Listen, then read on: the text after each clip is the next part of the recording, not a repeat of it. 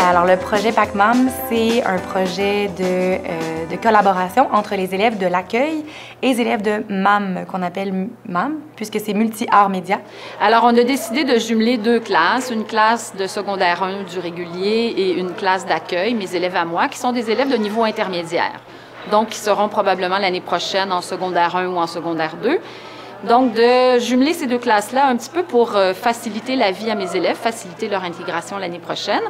Puis un petit peu pour que les élèves de secondaire 1, qui, eux, avaient un projet spécial en art et en théâtre, puissent mettre en application ce qu'ils apprenaient. Moi, étant un enseignant du régulier et recevant souvent des élèves de l'accueil dans mes classes, alors donc j'ai voulu m'intéresser vraiment à ce projet-là parce que je me sentais interpellé et puis je voulais voir comment, pour ma part, je pouvais contribuer au bon fonctionnement de ce projet-là. Et d'ailleurs, je vous dis que c'est un des beaux projets sur lesquels j'ai travaillé en tant qu'enseignant. Les jeunes de notre école, en partant, beaucoup de jeunes sont, je dirais même en francisation. Hein. On dit bien le français langue première, mais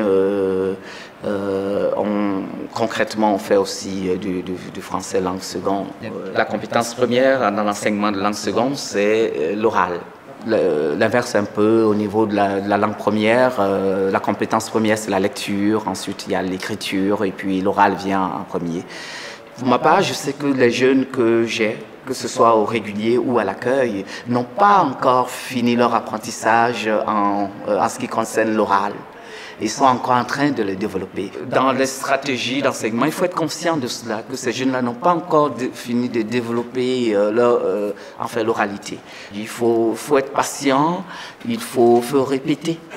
Et vu que ces jeunes-là sont en apprentissage du français, ils ne font pas la différence entre le français qu'on parle entre amis, et le français qu'on devrait utiliser dans une classe. Et je savais qu'à travers le théâtre, ces jeunes-là pouvaient arriver d'abord à s'exprimer.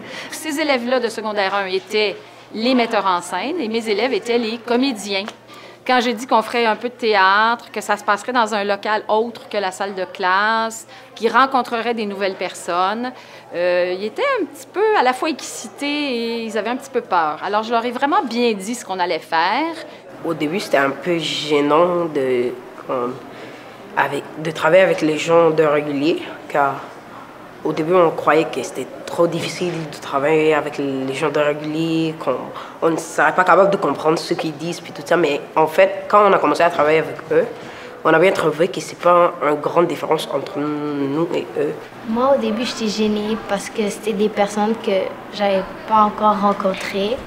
Mais après, quand on a commencé à faire d'autres activités avec eux, c'était comme facile à communiquer avec eux.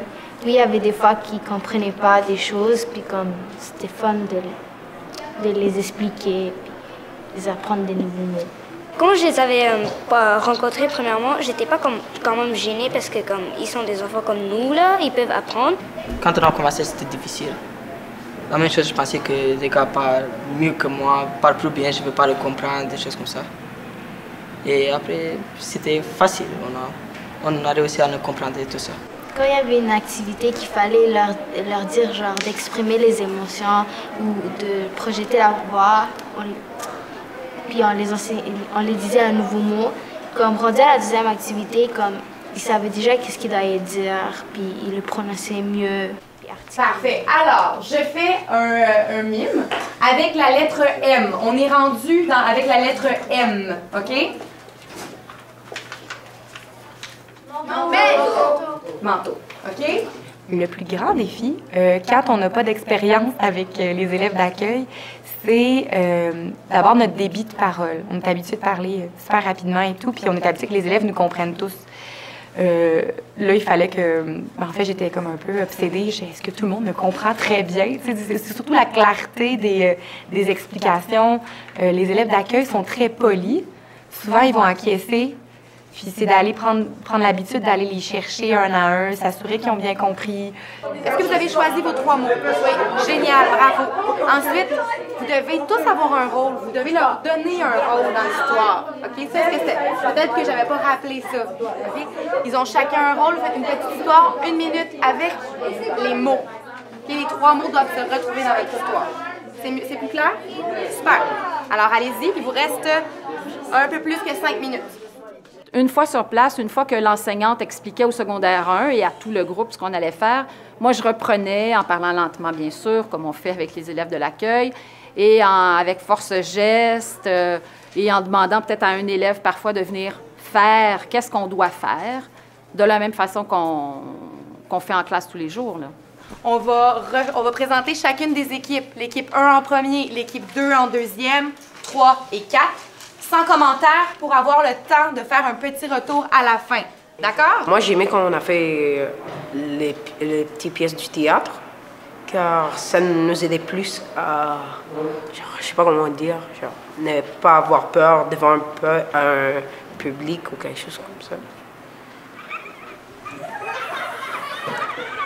Moi, j'ai aimé où on a fait les petites scènes parce que comme ça apprend aux gens d'accueil comment c'est l'air de parler en français et comment comprendre. Ils savent quoi faire, le rôle, comment c'est la compréhension et comme savoir et comme parler oralement.